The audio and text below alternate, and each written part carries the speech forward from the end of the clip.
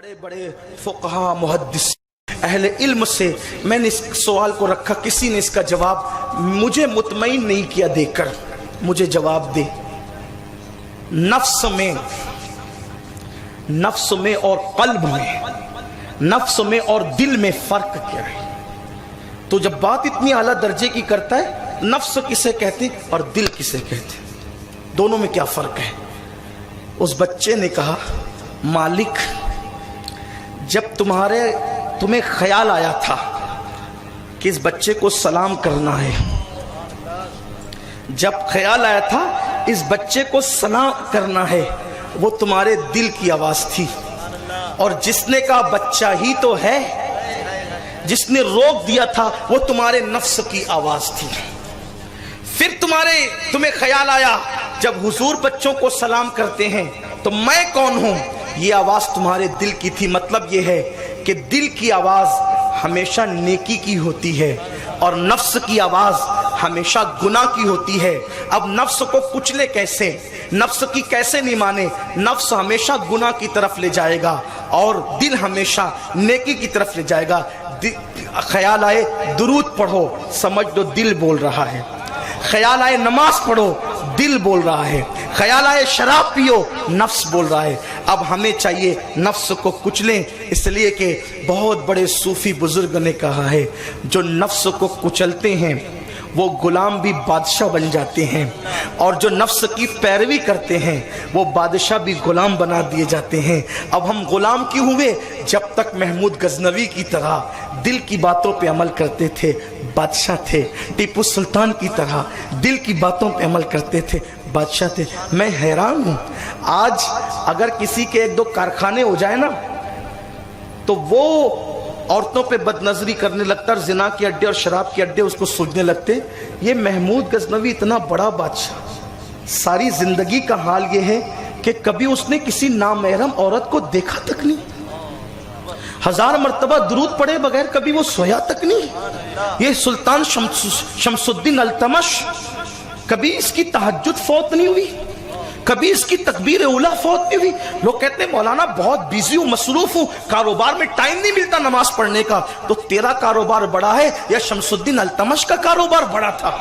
تو تھوڑا سا کاروبار لے کے بیٹھا ہے، وہ تو پورا ملک ہندوستان چلا رہا تھا، لیکن کبھی اس کی تکبیر اولیٰ پہلی تکبیر فوت نہیں ہوئی۔ پتا چلا کہ تم نفس کے دلدل میں ڈوبے ہوئے ہو، جھوٹ بولتے ہو کہ ٹائم نہیں ہے۔ جتنا ٹائم آج ہمارے پاس ہے اتنا ٹائم کسی کے پاس نہیں ہے۔ اگر ٹائم نہیں ہے تو تم بار میں کیا لے کر کے جا رہے ہو؟ ٹائم ہے تبھی تو بار میں جا رہے ہو، ٹائم ہے جبھی تو غیبتیں کر رہے ہو، ٹائم ہے کبھی تو چغلیاں کر رہے ہو، ٹائم ہے کبھی تو زنا کے اڈوں پہ جا رہے ہو۔ یہ ٹائم ہی کی وجہ سے تو ہے۔ بات اتنی ٹائم ہے لیکن ٹائم کی قدر نہیں ہے، ٹائم کی اہمیت نہیں ہے۔ جس دن ٹائم کی اہمیت ہوگی، میں کئی بادشاہوں کی زندگیاں پڑھ سکتا ہوں آپ یہاں، لیکن اس کا وقت نہیں ہے۔ تو آج ہم نفس کی غلامی کر رہے ہیں، نفس کی غلامی سے باہر آئیے۔ اگر نفس کی غلامی کرو گے انجام کیا ہوگا؟ شیخ ابو الحسن رازی فرماتے ہیں کہ میں نے اپنے ابا کے انتقال کے بعد 2 سال کے بعد دیکھا کہ ان پہ تار کول کا ڈامر کا لباس تھا، تار کول کا لباس تھا۔ میں نے کہا ابا جی آپ تو بڑے نیک تھے، یہ ڈامر کا لباس، تار کول کا لباس اور جہنم کا عذاب۔ کہنے لگے بیٹا نیکیاں تو کرتا تھا لیکن نفسانی خواہشات میں ڈوبا رہتا تھا، اس وجہ سے میرا یہ انجام ہوا ہے۔ میرے بیٹے کبھی نفس کی غلامی مت کرنا، کبھی نفس کی پیروی مت کرنا۔ یاد رکھنا جب بھی گناہ کی طرف نفس لے کر جائے، یار یہ تو گناہ ہے، ہمارے بزرگوں نے تو مباح چیزیں بھی چھوڑی۔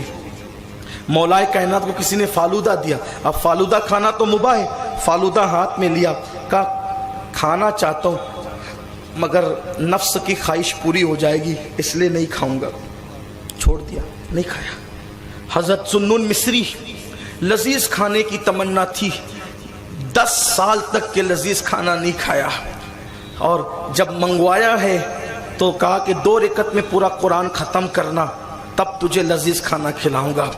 بس 2 رکعت میں پورا قرآن ختم کیا، اور جب کھانے بیٹھے نفس سے آواز آئی، منوا لیا نا آج اپنی بات، بس یہ آواز آنی تھی، پھر اٹھا کر کے کسی غریب کو صدقہ کر دی، نہیں مانے۔ تو اللہ تبارک و تعالیٰ نے دنیا میں ہمیں اس لیے نہیں بھیجا کہ اپنی ہر خواہش پوری ہو. اپنی خواہش پوری ہونے کی جگہ جنت ہے. یہاں خواہش کو دباؤ، روکو، گناہوں سے باز آؤ. میں آپ سے گزارش کرتا ہوں، آئیے حضور کی سیرت پاک پڑھیے، صحابہ کرام کی زندگیاں پڑھیے، صوفیاء کرام کی زندگیاں پڑھیے، اور نفسانی خواہشات کے دلدل سے باہر آئیے. پھر دیکھو دل چمکے گا، آنکھیں چمکے گی، دعائیں قبول ہوگی، چہرے چمکیں گے. حضور غوث پاک کہتے ہیں میں تو کھاتا ہی نہیں جب تک کہ قسمیں دے کر خود میرا اللہ نہیں کھلاتا. اور میرے امام کہتے ہیں قسمیں دے دے کے کھلاتا ہے، پلاتا ہے تجھے پیارا اللہ تیرا، چاہنے والا تیرا. بس گزارش ہی کرتا ہوں، نوجوان کسی قوم کا سرمایہ ہوتا ہے. آپ بہت اہم ہو میری قوم کے جوانوں، آپ بہت اہم ہو. آپ چاہو تو زمانے میں انقلاب آ سکتا ہے. بس اتنا کرو کہ اپنے دین کی طرف آؤ، اور رسمی دیندار مت بنو، حقیقی صحیح معنی میں دیندار بنو. کسی کو دکھا کے ملنا کیا ہے؟ دیکھو یاد رکھنا، کبھی دکھاوے کے لیے عمل نہیں کرنا. کوئی دیکھے گا اتنا کہے گا بہت اچھا ہے. کیا کہے گا؟ بہت اچھا ہے. دوسرے سیکنڈ میں اس کا مزاج بدل جائے گا، ہے نا، بدل جائے گا، پھر وہ برائی بھی کرے گا. تو کسی کی تعریف وصول کرنے کے لیے عمل مت کرو. عمل اس لیے کرو اللہ راضی ہو جائے، کیونکہ اللہ راضی ہو گیا پھر سب اپنا ہو گیا. اس کو راضی کرو، اس کی رضا کے لیے کام کرو. قرآن کہتا ہے واللہ ورسولہ احق ان یرضوا، کہ اللہ اور اس کا رسول اس بات کے زیادہ حقدار ہیں کہ انہیں راضی کیا جائے. نمازیں پڑھو اللہ کی رضا کے لیے، سارے کام کرو اللہ کی رضا کے لیے، وہ راضی ہو گیا. اور بات بہت خاص ہے، وہ کسی چھوٹے عمل پہ بھی راضی ہو جاتا ہے. دیکھو لوگوں کی خوشی مت دیکھو، لوگ تو قتل ہونے کے بعد بھی خوش نہیں ہوتے. لوگ اگر آپ ان کے لیے جان دے دو تو بھی خوش نہیں ہوتے.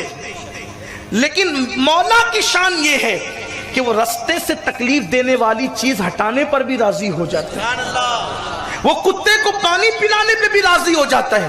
اس لیے سب کوئی فکر مت کرو، رب کی فکر کرو کہ وہ راضی ہو، اس کا محبوب راضی ہو.